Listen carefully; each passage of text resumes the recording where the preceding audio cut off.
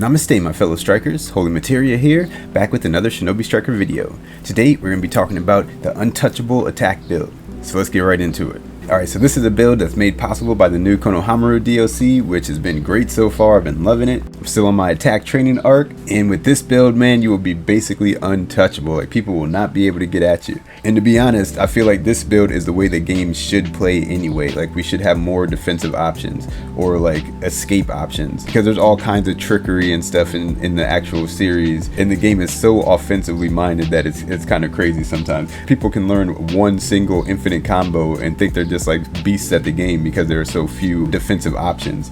But with this build, you got all the defense, you got all the you got all the things to counter all the cheese. So let's get right into the build. So the first jutsu is going to be Sharingan. This is the bane of so many sweats' existence. We're going to be running this one first. It's got a 0 in power, 0 in range, because it doesn't actually do any damage or anything. It's got a 15-second cooldown. It says an jutsu that can hypnotize and copy. This puts the user into Sharingan mode, where they can prevent just about any enemy jutsu once. And not only does it make you substitute, but whatever sub you have equipped, it will use that substitution. So this move is crucial. It's been crucial. All the sweats can't stand it because it messes up their playstyle of just doing infinites, which is basically cheese. So next up, we got the fire style flaming meteors from the Konohamaru DLC. So this one has a 2 in power and a 5 in range. Has a 14-second cooldown, and it says a jutsu that launches a clone into the air, continuously raining down flame bombs. Targets hit by the flame bombs take damage. Also forces enemies locked onto you to lock onto the clone instead. So this works like the clones that keep the enemy locked onto your clone when you substitute. So this is basically another substitution. So this move is so crucial, man. This whole DLC really should have gone to range types, and then like range could have had a Sharingan type of move where we got an extra sub, and like, because all this stuff is like range jutsu, but it's alright. At least we can make this build now, this untouchable build now because of this. So yeah, man, we're gonna be using this build to get some extra damage, but also just to escape more, because it's super confusing. Like, I have the only substitute I have trouble with is the one that we're gonna run today, and this is almost as confusing as that sub.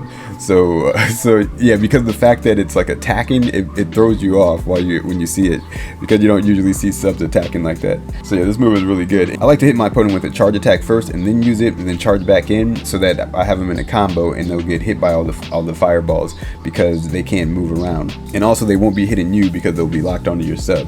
So it gives you, with this build, you'll have all kinds of opportunities to like counter attack your opponents. Like, this is just a straight up counter attacking build. And then for the sub, to give us even more substitutions, we got the multi shadow clone jutsu. So this one has 2 stocks. So it has a 40-second cooldown though, but it has 2 stocks. But they each take 40 seconds to come back. It says creates corporeal clones of the user. After getting behind the enemy, the user creates another 3 clones in front of them.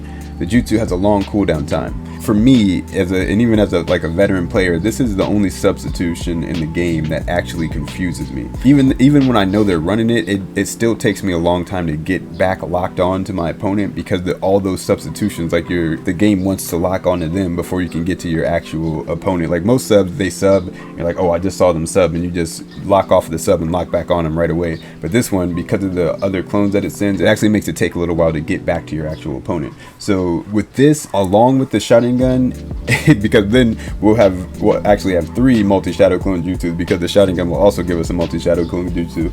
And then we got the flame meteor, which is also confusing. So the enemy will just not be able to get at you. Like, they'll just be confused, like, where is this guy? What is going on here? And then for the ultimate, we're rocking the genjutsu, the only genjutsu that attack types have. It's got a 0 in power and a 1 in duration. It says a genjutsu using Mangekyo Sharingan. Allies use Sharingan to protect them from ninjutsu. Added command activates Kodo, Amatsukami Zanko, confusing enemies and removing beneficial status effects. So I love this ult, even though it can be like kind of broken in certain situations, especially in flag battle. But I love that this is like a support attack ult, so it's not really about doing, or it's not at all about doing damage. So you can use this to help your teammates. You see one of your teammates in trouble, you can pop this so that they get the Sharingan and they can't get hit anymore, and then you use it to confuse the enemy. And the confusion is even crucial, like in combat battle, because people can't see how much health they have and stuff, and they can't see any of their HUD. So yeah, so this, and then this will give us infinite subs after when we do the first part of it. It'll give us infinite substitutions, and it will be the multi-shadow clone substitution for us too. So yeah, man, this build, we're just subbing all over the place. We're just like, you can't touch me. I'm too elusive, man. This is the this is the elusive man build. You're not getting hit with any one shots. You're not getting hit with any infinite combos with this build. Like, they just can't stop you. For this build, the clothing perks and stuff aren't all that important. You can kind of decide and go with what you want.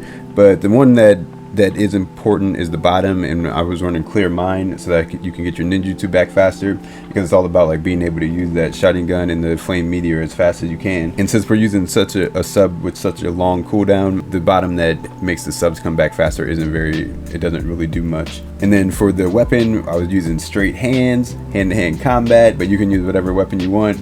And then for the ninja tool, I was using kunai, partly because I just like to use kunai so I can do some stuff from a distance, but also because when you sub all the time, since we're going to be subbing so much, sometimes if the enemy only has a little bit of health left, we can just finish them off with kunai. After we get behind them if we're not able to close the distance very quickly, we can just finish them off with the kunai.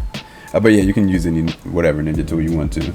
But for the top in this build, I was running First Blood, so I got my ultimate back faster. And then for the accessory, I was running Battle Harden, which gives you health back every time you get a kill, which is something I always run on any DPS build like range or attack. I had so much fun using this build, man.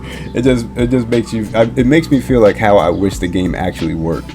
Where you can, like, maybe not quite to this extent, but I think we should at least have 2 substitutions. Like I think every sub should have at least 2 stocks. But I had so much fun using this build, man. It's just like you got so many get out of jail free cards, and the game feels more balanced because the game is so heavy. It has such a heavy emphasis on offense that you pretty much can't defend yourself in a lot of situations. Like if you are really good at offense and if you're really good at defense and you're going against somebody who's really good at offense in this game, the one who's good at offense is going to win every time, because there's so many better offensive options in the game.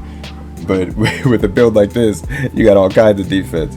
So yeah, man, let me know what you guys think of the build and how it worked for you. Let me know what other kind of build you guys have been running, especially with the Konohamaru DLC. If you enjoyed the video, be sure to hit that like button, subscribe for more content. I'll see you guys in the next one. Everybody stay safe out there.